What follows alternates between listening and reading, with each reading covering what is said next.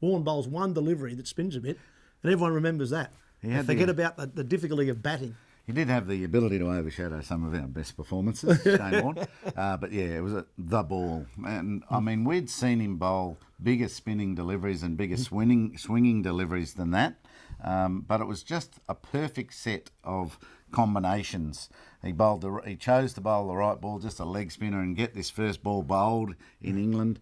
His control, which became his great asset, his number one skill, to put the ball where the batsman doesn't want it for long periods, which is difficult to do for leg spinners. So it just swung enough because he had enough revolutions on it, swung in. Gatt didn't know this bloke, and Worcestershire and Graham Hick had towelled us up and towelled Warney up in the lead up to this Test match. So he was just going to have a little look at him, and I'm down behind Gatt as the wicketkeeper thinking he's a bit slow here.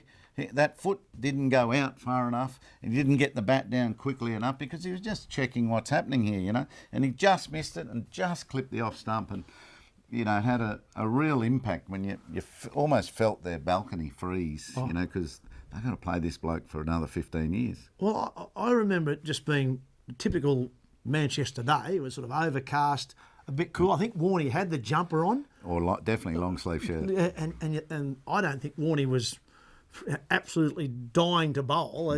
He sort of got the ball and he probably thought, I'll just get this one out and see what happens. And it does everything you want it to do. It drifts, lands, and then spins. I would reckon if you took Warney out there the next 5 days in a row, same time of day, same ball, same pitch, he would never spin a ball that far again on the same conditions. It just was one of those moments in the game where everything just clicked. The seam must have been absolutely the right angle. It drifted nicely. Gatt, could have played it a little bit better, but you wouldn't be expecting Warney's first ball to do that, to drift that far and then spin that far in the first innings of a Test match. You would not expect it, and typical Warney.